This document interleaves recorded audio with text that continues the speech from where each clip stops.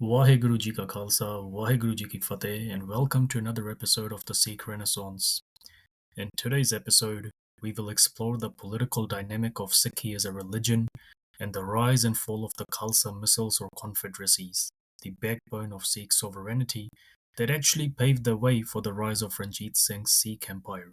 Please do not forget to hit the like button and click on the subscribe button below on YouTube. In our current world today, where strong aversion against crystallized religious and spiritual traditions is encouraged heavily by postmodernist academics and intellectuals, we are assailed with notions of picking and choosing our own spirituality. We are free to intermix often contradictory ideals and follow them based on the notion that either we are all equal and all paths validly lead to the same divine destination, or that secularism in the form of state worship is higher than any other ideal we may hold. What we have today then is the rise of a new nihilistic individual, unchained to a cause and cast adrift on the waves of a disenfranchised existence, unable to change themselves for the set of views they hold, but rather changing the views to match with their own passing fancies. Nowhere is this more evident than in what we call religion today, the belief in some abstract divinity. Is Sikhi a religion?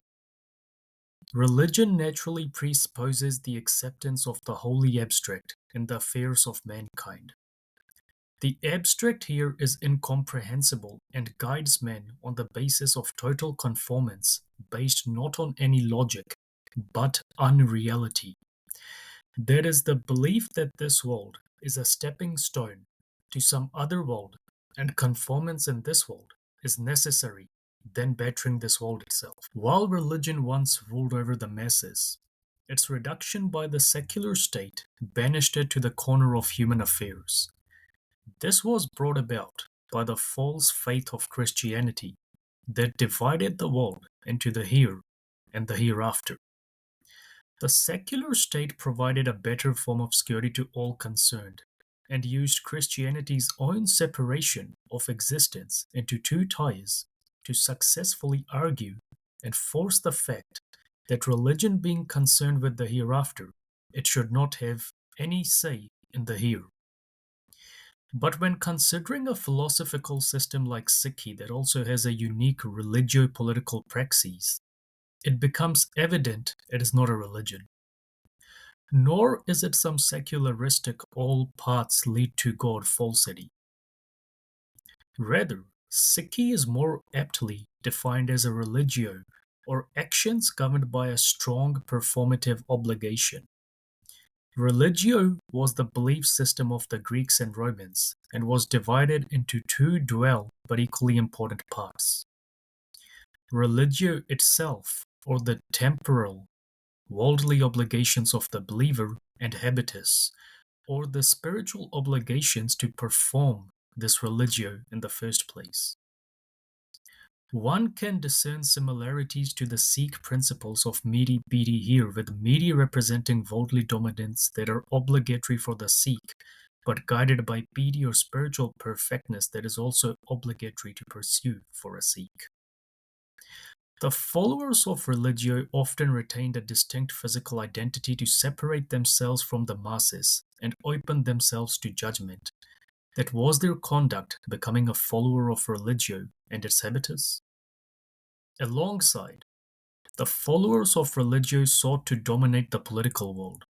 They used their faith in their belief system as a means of judging which belief system was true and which false, with the true providing a better sovereignty and better statehood for society, and the false failing, like Christianity eventually did during the Dark Ages. These ancient principles retain a distinct similarity, also inherent within the Sikh praxis and philosophy, and it is against this backdrop we should understand the continuing Sikh struggle for statehood and sovereignty. The followers of Religio and habitus are 101% dedicated to conforming to their belief system, rather than cherry-picking from it. They're dedicated to a higher ideal that gives their life meaning, and they do not indulge in the nihilistic pick-and-choose spirituality of today that witnesses many Sikhs bounce from one insipid cause to another, seeking validation of a fast unraveling world. The orthodox Sikhs, the Khalsa, are those who conform 101% to the vision of the Gurus in the Guru Granth Sahib and war for their own state. The state is a medium to harness their divinely blessed sovereignty through which to execute the mission of the divine Akal, that is to show the world how to truly live rather than convert it at the point of the sword, like the false faith of Islam, for example. The story of the Khalsa is the story of both political and religious power, meaty and peaty. The Khalsa's meaty or worldly dominance is based on the truth, blessed only to it by Akal. Its piri is based on divine morality, again blessed only to it by Akal. As a religio, Sikhi is the means of raising empires. This is Guru Nanak's vision in the Guru Granth Sahib. Takht Raja so behe, je takht laik hoye, jinni sach pachaniya, sach raje soye. Eo poop taraje na akhiye, duje pai dukh hoye, kita kiya sahaliyo, jis jade bilam na hoye. Nechal sacha ek hai, gurmukh buje, so nechal hoye. Only those rulers should sit astride thrones who actually deserve to be on thrones. The deserving rulers are those who recognize the truth. Only they're worthy to be declared as the true rulers. Do not declare them the rulers of the world who are attached to others and resultantly drown in pain. Why should one sycophantically adhere to those who will fade away and vanish over time?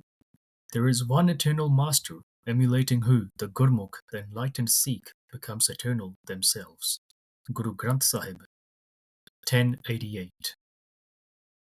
In his foremost composition, the Japji Sahib, that orthodox Sikhs recite every morning, Guru Nanak elucidates his vision of the Panch, or the foremost. The Panch have killed their animalistic selves, and as such should be made leaders. Their conduct is perfect, and their adherence to Akal unshakable. Such are the makings of Khalsa leaders, who are the only true leaders for Guru Nanak.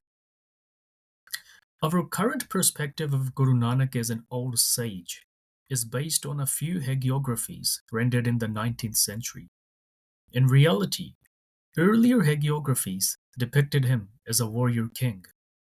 Possibly the greatest example of this is the dialogue that transpires between Khalsa veteran Ratan Singh Pangu and the East Indian Company British captain, Captain Murray, in the onset of the classical Shri Gur Panth Prakash, or the rise of the Guru's Panth.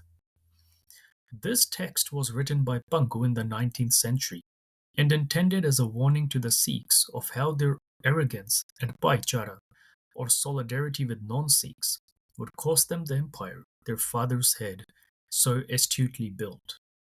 While the original prepared for the British was a brief introduction to the Sikhs and the Khalsa, the current rendition we have today was upgraded by Pangu as his final caution for the Sikhs. At the onset of the text, Murray inquires from Pangu that who bequeathed the Khalsa the right to rule. That for the British, they believed that their Christian God had invested their monarchs with divine rights that were exercised through an assembly of leaders selected by the masses. Pangu scoffs at this, refusing to believe in the existence or validity of the Christian God. Rather, he remarks that the common people are politically illiterate and unable to differentiate what they need versus what they desire, and this corrupts them, allowing leaders of a weaker kind to manipulate them.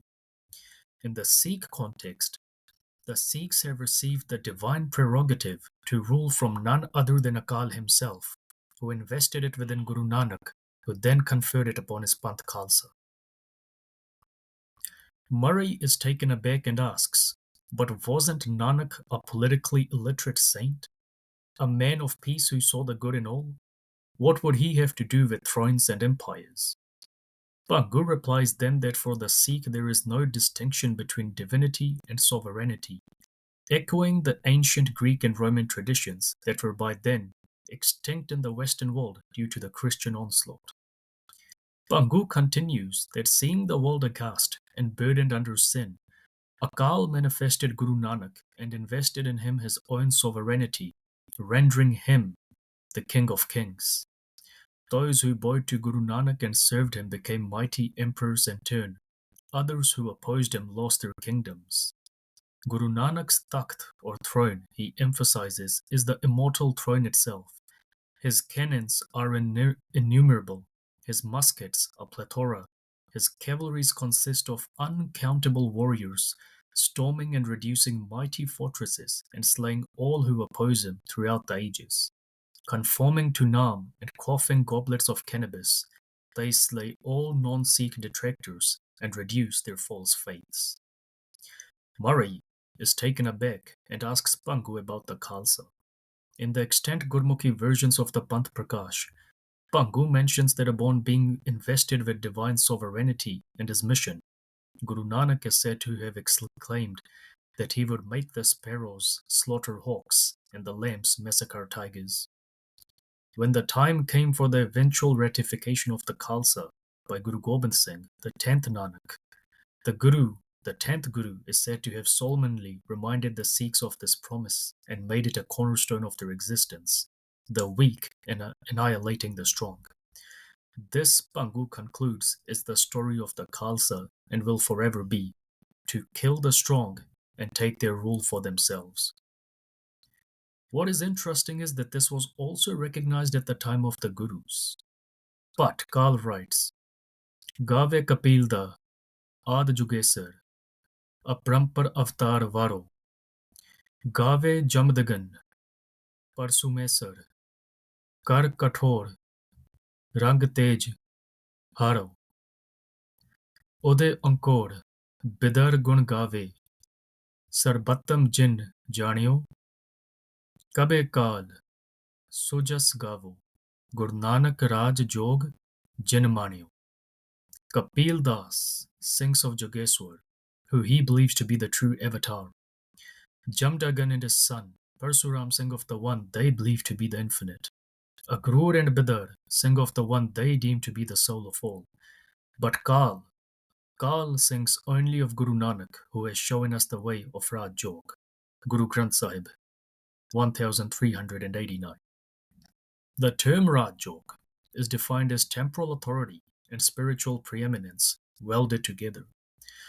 Guru Nanak united both these spheres in a comprehensive way of life. Going on further, there are Sakhis that bear testimony to Guru Nanak being armed.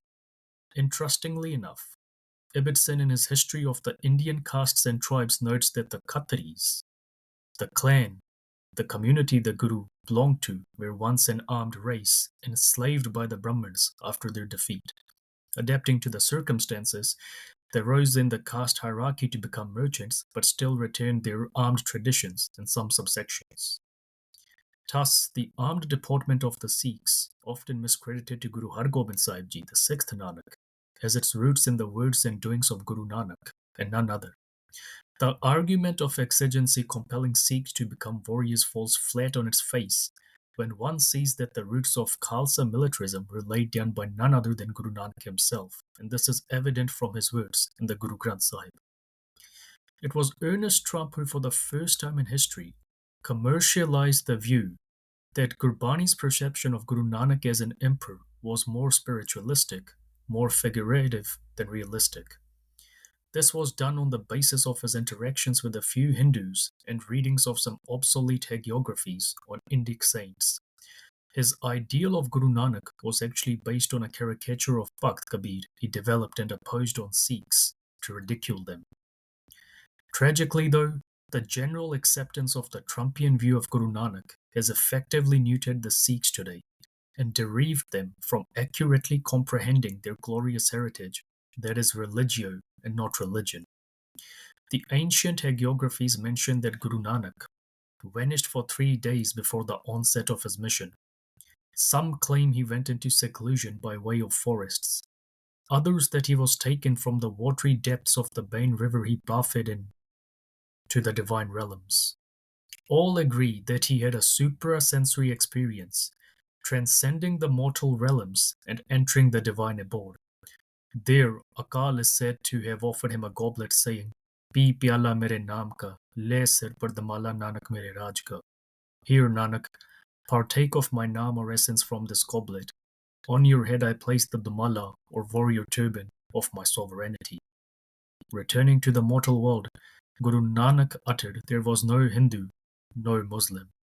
Both faiths and their followers were false, and neither the Hindu nor the Muslim counted for much in the divine equation. Thus, the firmaments of a new faith were laid that would in due time change the face of the Punjab and the world. From the ancient chronicles, we learn that Guru Nanak and his successors outdebated countless religious personalities of their days. Among them were 15 who broke away from their traditional faiths and commenced following the Sikh credo. Eminent spiritualists in their own rights, their dialogues with the Gurus formed the Bhakt Bani corpus of the Guru Granth Sahib and furnished the unique vision of the Gurus that the perfect man is one who is spiritually capable of reigning over the masses. The culmination of Guru Nanak's fathering of Sikhi was the clash of the Sikhs with Muslim and Hindu theocrats. From the third Guru onwards, these clashes commenced, with the fifth Guru refusing to forsake his faith and being fried alive by a coalition of Hindus and Muslims. The sixth Guru, Guru Har Gobind, lifted the sword, and from there on began the cementing of the Sikhs as a state within a state, at times enjoying peace with the neighboring powers and at times crushing them. The incumbency of the 10th and final human Guru, Guru Gobind Singh, witnessed the ratification of the Khalsa, the orthodox Sikhs, alongside ratifying the Guru Granth Sahib as the Guru of the Sikhs ad perpetuum. Following the early dictums of Guru Nanak, the 10th Guru also blessed the Khalsa with the 5 distinct symbols of Guru Nanak's envisioning, as mentioned in the Guru Granth Sahib and Guru Gobind Singh's own work, the Nishan-e-Sikhi. After the sacrifice of his sons, his father, his mother, and countless other Sikhs, the 10th Guru prepared an offensive against the Hindu and Muslim kingdoms from Nanded in the current Hyderabad belt. His life, however, was cut short by an assassin, who, however, he finished off prior to his own demise. The 10th Guru had prepared far in advance than the non-Sikhs believed. For one, he had ratified whatever Guru Nanak had envisioned. 2, he had attached the Khalsa to the Guru Granth Sahib and simplified its injunctions to give it a basic code of conduct against which its members could be judged. But more importantly, he gave it 2 firm organs of Sikh governance: the Sarbat Khalsa, or the Assembly of the Khalsa. This was where Khalsa leaders congregated at the Akal Takht in Amritsar, or whichever location was readily available, to formulate a future direction for the Panth. Matters were resolved by consensus and not general votes. The resolution was known as the Gurmata, or the Guru's command, because as long as the Khalsa adheres to the Guru Granth Sahib, it retains the Guru's own decision-making powers. Once the Gurmata was announced out aloud, non-Khalsa Sikhs could select Khalsa spokespersons to question the command, but this rarely happened. The Sikhs well understood the vision of their leaders. Second was the Panch Pradhani, or the Council of Five. 5 veteran Khalsa Sikhs were to offer their services for this role. Only the most able were to be selected by the Sarbat Khalsa. These 5 were to act as the chief magistrates of the Khalsa, much like the Spartan ethos. They were to be the check on the Khalsa leadership's powers and retain the prerogative to change it if it violated Khalsa norms and deviated from the path of Gurmat, or Guru Nanak's tenets. The Khalsa initiation, which was so essential to the selection of the leadership and candidature, was restricted to the few deserving and was not meant for the masses as some spiritual step as it is portrayed today. Thus, the pull of leaders was always small and more effective in what it did. The first Sarbat Khalsa was held at Nanded, with Guru Gobind Singh guiding its progression. Generalissimo Banda Singh, a mercenary warrior who had converted to Sikhi, was selected by Khalsa commanders as commander-in-chief to lead their offensive in Punjab. His authority was tempered by the installation of 5 Singhs who would accompany him as the Panch Pradhani and judge his conduct. In this way, the Sikhs unleashed their wrath on the Hindu and Muslim radicals of Punjab in 1709 AD, paving the path for a rapid Khalsa ascension while cutting off Delhi from Lahore and Multan. Banda Singh's decisive campaigns, earmarked by fluid bands of peasants and Khalsa veterans engaging in both strategic ambushes and pitched battles, netted the Khalsa a wide swath of Punjab as its autonomous territory. Here, Sikh governance was put into play, though it was constrained by the necessities of time and military emergencies. Banda Singh was free to make decisions and formulate policies for the Sikh core, keeping in mind his foremost loyalty to his faith and fellow Khalsas, while ensuring that deserving non-Sikhs benefited from the Sikh ascension to statehood. The five-man council of veteran Khalsas, meanwhile, ensured that his decisions were Gurmat-oriented and did not deviate from Sikh standards established by the Gurus. As time progressed, though, envious Sikh generals colluded with the Muslim powers at Delhi to treacherously betray Banda Singh and have him penned down at the primitive fortress of Gurdas Nangar. Desiring to make one final defiant stand in the heart of enemy territory, Banda Singh seemingly surrendered and was taken to Delhi, where he and his companions were executed as infidels in the Quranic tradition. His calm acceptance of his death and resolve to die a Sikh without conceding to the foe and converting to Islam inspired defiance among the thousands who witnessed his final moments. Now came a bitter period for the once ascendant Khalsa. The Jats cut off their hair and returned to their homes, turning on their Sikh brethren still loyal to the Guru's mission. The Khatris returned to the Hindu fold, while the lower castes commenced betraying their Sikh benefactors for monetary rewards. Only the most loyal remained Sikhs and entered the wild hinterlands of Punjab to live to fight another day after the collapse of Banda's state due to treachery. But all was not black and white. The post-Banda Khalsa leadership divided itself into 4 tiers. At the peak were the Akalis or the Orthodox Sikhs, the Khalsas leading the campaign for Sikh sovereignty, converting non-Sikhs to Sikhi and ensuring the upkeep and maintenance of Sikh traditions. Below them were the Rathiye, or the sovereigns, that is, the Khalsa Sikhs, who led the Panth politically. Below them were the Milvartaniye, or those Sikhs who had infiltrated non-Sikh powers and subtly influenced them for pro-Sikh advantages. And last but not least were the Chakrels, those who served foreign powers but had no power under them.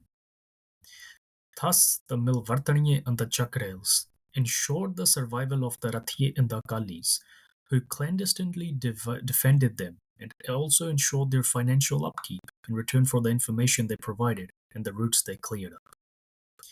It was in this atmosphere that the heroic last stand of the legendary Milvartaniya, Tara Singh Van, and his companions against hordes of Muslim and Hindu armies renewed the ferocious Khalsa ambushes of Banda's days, and the Sikhs, taking advantage of a fast decentralizing Mughal empire, attacked the economic centers of Punjab, catalyzing in a treaty between them and the military governor of Lahore Zakaria Khan that the Khalsa would be granted access to its sacred shrines in Amritsar and that Lahore would pay its annual tribute to prevent conflict in return for the Khalsa discontinuing its attacks.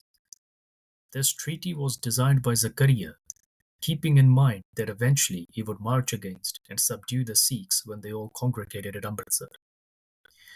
This treaty was also accompanied by the condition that the Sikhs select one military governor or Nawab of their own to lead them. The ad hoc Sarbat Khalsa call to resolve this issue consisted of members aggressively opposed to the notion of even accepting this condition, preferring conflict to peace. But the Guru-era veteran and Sikh warrior scholar Bhai Mani Singh convinced them otherwise, reasoning that a single leader with the Panch Pradhani was the call of the hour to reunite the Sikhs. The Khalsa Sikh selected for this office was Tara Singh Wan's acolyte, Kapur Singh.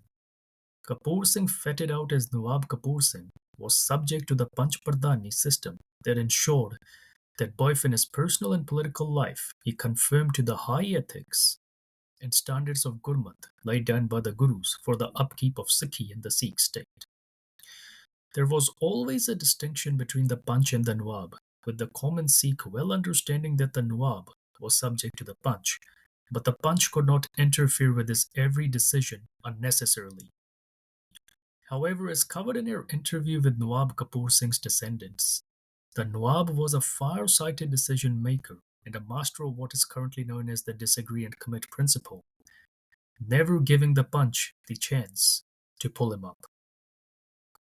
The Nawab divided the Khalsa into two dual segments: the Buddha Dal, or the assembly of elders that made all the political and religious decisions, but also contained veteran warriors and generals; the Tarna Dal, or the assembly of youth that was exclusively the testing ground for the Khalsa, as well as the military wing of the Sikhs.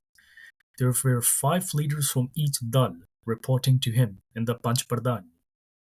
Even if he disagreed with the decision of some leaders, he committed to it if it contained any foreseeable benefit for the Panth. The pinnacle of Sikh leadership was indeed reached with Nawab Kapur Singh and his mastery of human nature, as the Gurus emphasized.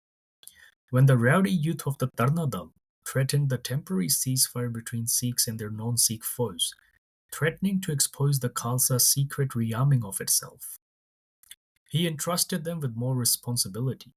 Resultantly, he found a viable excuse to remove the non-performers, while promoting the performers and earning their loyalty.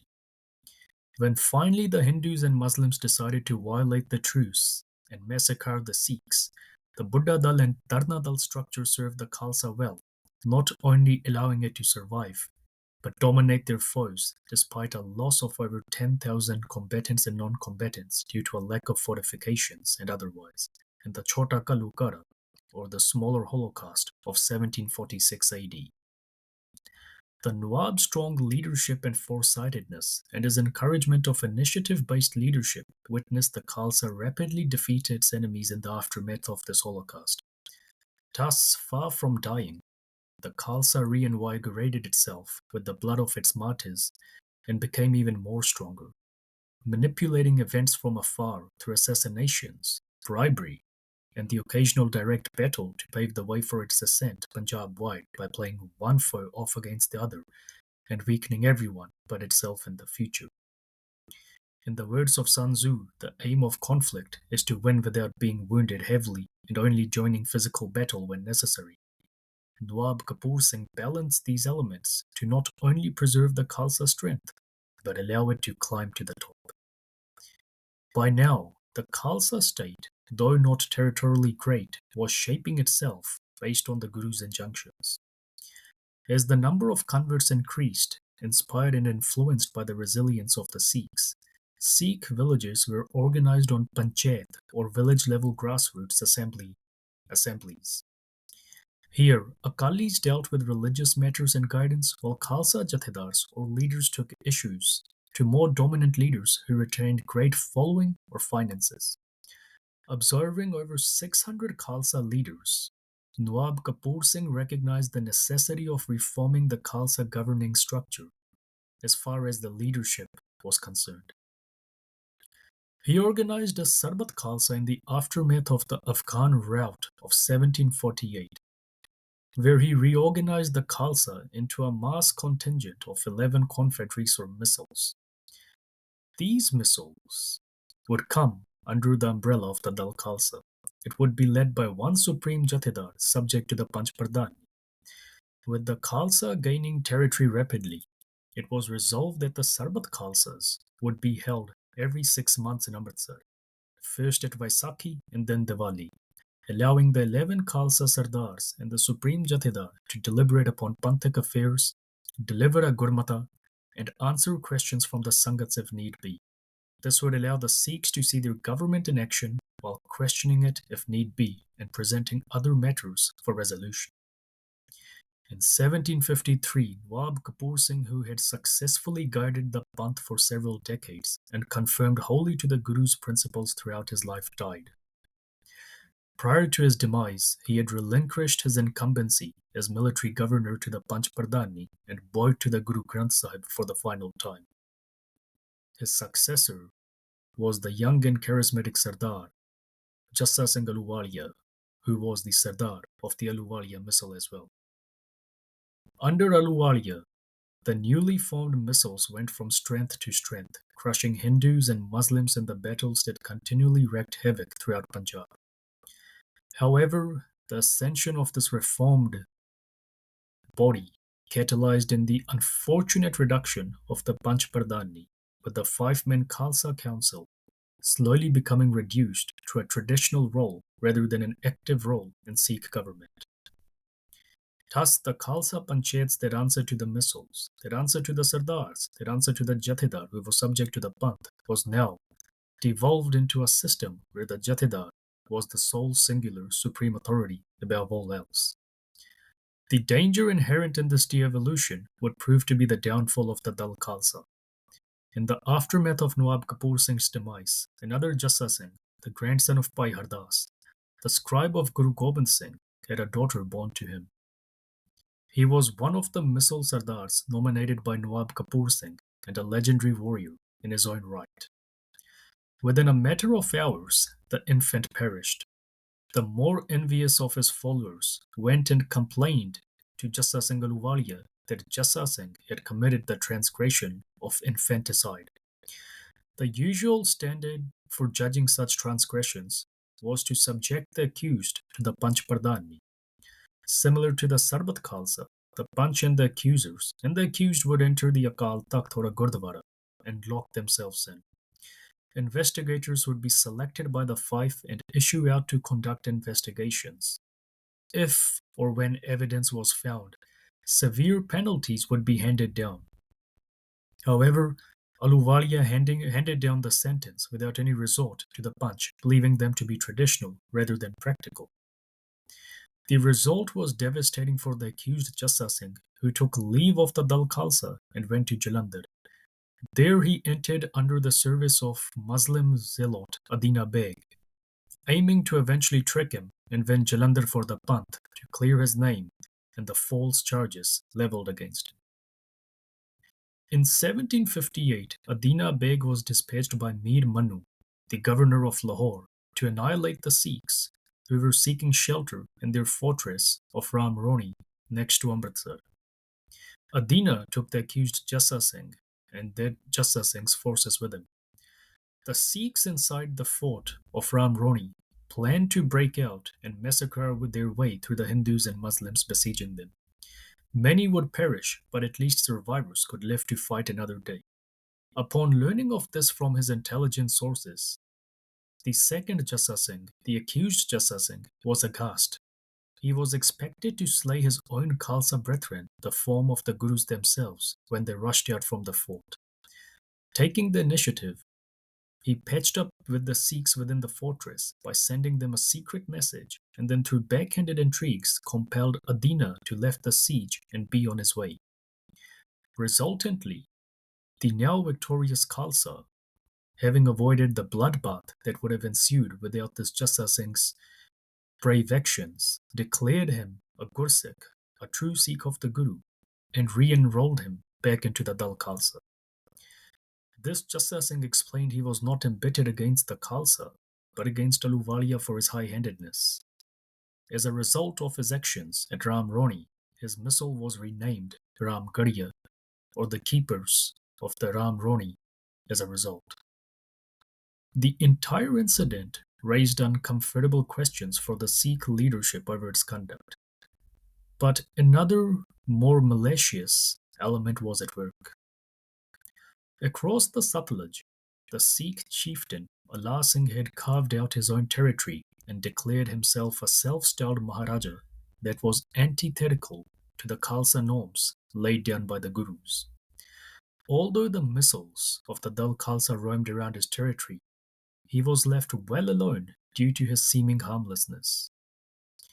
While many excuses have been advanced over his conduct, that his territory of Patiala would have been devastated had he joined the Khalsa being the foremost, many of these do not hold up when the facts of history are laid bare. Allah Singh, unwilling to relinquish his claim to sole sovereignty and intoxicated by his dictatorial powers, accepted vassalage under the Muslim zealot of Khani warlord Ahmad Shah Durrani. Though Allah Singh was instrumental in aiding the Marathas by providing them with consumptive grains at Panipat and often saving Sikh non-combatants from Afghani extremists, his status as Maharaja was a challenge to the Dal Khalsa's more Sikh-centric government in the Greater Punjab. Though under Nawab Kapur Singh, Allah Singh had often refrained from directly expanding his territory, he felt no such constraints with Ahluwalia's incumbency. Even though in 1762 he aided the Sikhs during the Vadda Kalukara or the Greater Holocaust, many Sikhs felt aggrieved at him for continuing to accept Durrani's vassalage, who had organized this genocide. Jathedar Jassa Singh Ahluwalia was caught between a rock and a hard place. The reduction of the Panch Pradhani was now coming to bite the Dal Khalsa for a second time after the Jassa Singh Ramgarhia miscarriage of justice. Although Allah Singh was forced to appear before the Dal Khalsa in 1764, prior to his demise and after the Afghans had been crushed in Punjab by a resurgent Khalsa government, it still did not restrain the monarchical ambitions of either him or his descendants. Ahluwalia and the Dal Khalsa, it seems, had three courses open to them when Allah Singh was forced to appear before them to defend his acceptance of vassalage under Durrani. Either they declare Allah Singh a Tankhya or a persona non grata for accepting Durrani's vassalage, but leaving open a way for him to redeem himself by inviting him to join the Dal Khalsa is the 12th missile. To confiscate his possessions and force him into the Dal Khalsa, this was the second recourse. Or third, to invite him into the Dal Khalsa and force him into accepting his recruitment as the 12th missile Sardar. With enough tact and strategy, they could have succeeded into incorporating Allah Singh as the 12th Sardar of the Dal Khalsa, while seeming to honor him in the eyes of the Sikh masses and disallowing him from refusing it. That would be tantamount to insulting the Khalsa itself. This enrollment would have allowed the other missiles to keep a strict eye on him and enter his territory in the name of defending him from any further attacks. But tragically, this was not to be. The lure of power had corrupted the Sardars, and soon they turned on each other, seeking to emulate Allah Singh rather than penalize him. The cultural context of kingship permeating the Dal Khalsa, the lack of any tradition emphasizing written contracts, and the overall lack of Panch Pradhani as the independent Khalsa body possessing more power than the leaders themselves, witnessed the autocratic tendencies of the missiles come to the fore, and Sardar turn on Sardar despite having stood firm against non-Sikhs in the past. Only Baghel Singh of the Karora Singhia missile, in which Missile Pangu's ancestors fought, attempted to unite the Sardars by constantly attacking Delhi, but as one event showed, when Jassa Singh Ahluwalia was lauded as the Sultan al-Qaum of the Sikh nation by being seated upon the Delhi throne, an aggrieved Ramgarhia brought up the past, leading to the Sardars angrily fracturing over the matter. The lack of elderly Singhs such as Baba Deep Singh, Jathedar Sham Singh, and Bhai Sukha Singh exacerbated the situation further. No one knew or cared enough to restore the Panch Pradhani of the Gurus. Thus, one event led to another, and the leaders of the Dal Khalsa dug their own grave. The Panch Pradhani was an essential system of accountability that kept the Sikh leadership in check.